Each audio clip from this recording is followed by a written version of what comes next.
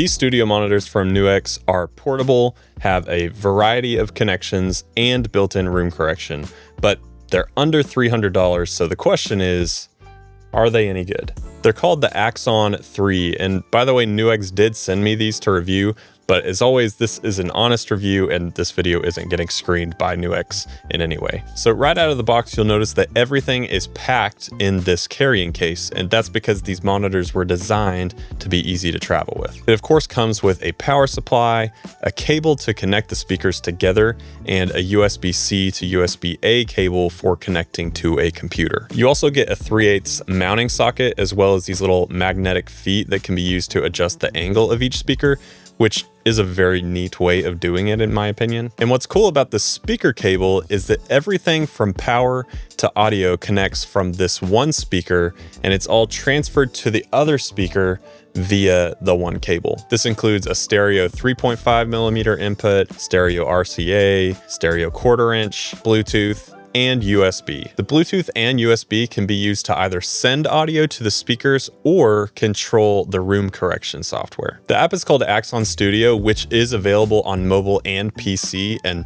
both work, but I felt that the desktop version was easier to navigate and make adjustments. What it allows you to do is set a custom EQ curve based on the acoustics in your room and save it so that you can get a flatter response and can ultimately make more accurate mixing decisions. You can also use this to test your mix with different listening profiles that come preloaded into the app. My wife likes to make fun of me when I'm running back and forth to do the car test, and I think you could achieve a similar result with this and maybe not get bullied by your wife. The mobile app has the benefit of being able to move around the room, but I find that it's more difficult to make small adjustments on my phone versus using the desktop app. Also, on the desktop version, everything is all in one place, whereas you have to swipe through pages to access everything on the mobile app. I get that you can't just have everything on one page on a tiny phone screen, but I do think the adjustments on the mobile app should be a bit less sensitive.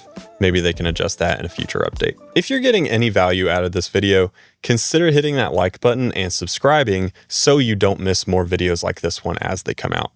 I really appreciate it. Now I want to let you hear a comparison between the Axon 3s and the Yamaha HS5s that are my daily drivers and are some of the most popular budget monitors on the market. And also here's a quick graphic of all of Axon 3's technical specs for those who are interested in comparing it to any other monitor specs. In this first test, I'm going to just do the flat profile on the Axon 3s versus the HS5s, and then I'll try to get them a bit closer together using the room correction EQ on the Axons. I'm using this stereo set of mics from Universal Audio to capture this. It's never going to sound exactly like what you'd hear sitting right in front of the monitors, but I think you should be able to get a decent idea of how they compare relative to each other as I'm using the Alt function on my Apollo to switch back and forth.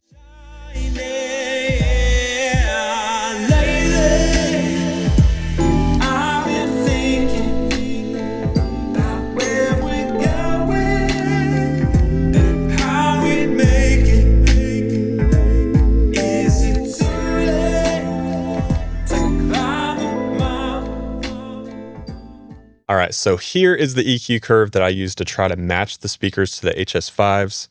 Let's give that a listen.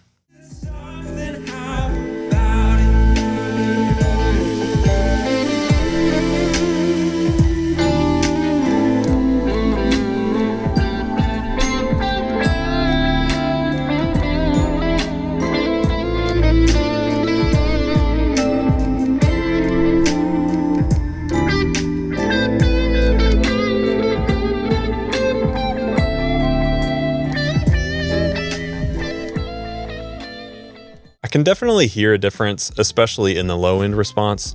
There seems to be quite a bit more low end when you're running these flat. One big thing I noticed on my end, which I'm not sure how well the mics have picked this up, but there seems to be a bit more detail in the mids of the HS5s, and I believe a clearer stereo image as well. I've compared them in mono as well just to see how that affects my perception of the monitors. Ultimately, I think the Axon 3s are going to give you a bit more of the lows, which if you're doing bass heavy stuff like hip hop, you might appreciate that. You still want to adjust these to where you can really hear as much detail and accuracy as possible depending on your environment. Now let's talk about the major ways I could see someone using the Axon 3s, because I do think some people would benefit from this, and for others, these may just end up collecting dust. Firstly, maybe you're looking to buy your first set of monitors on a tight budget. There are many options in this price range, none of which have the ability to EQ to the level that this one does. And I also can't find monitors in this price range that have a built-in USB audio interface, meaning if you take these on the go, you can just plug straight into your computer without an interface. If you already have a decent set of monitors, I don't think the Axon 3s will replace those, but if you're looking for a travel setup, this one does the job very well. I think if you'd benefit from the travel aspect of these monitors, they could also serve as a good secondary set of speakers for your existing setup, especially with the ability to tweak the EQ like you can. But if you don't resonate with any of those things that I just said, these will probably just collect dust in your studio. One thing that I feel very passionate about when it comes to stuff like this is that whatever headphones or speakers you're using to monitor, you just need to spend a lot of time listening to them and learning how they relate to other playback systems. So if you are considering these as your first set of monitors, I think they are great for the price. But monitors in general are all going to sound a bit different, and nothing in this price range is going to be the best sounding monitor. So whichever one you go with, just spend lots of time listening to not only your music, but other music as well, so that you can really get to know them. I'll put a link to these monitors down in the description if you want to check them out. Also, make sure and leave a comment if you have any thoughts or questions about these monitors. And as always, thanks for hanging out.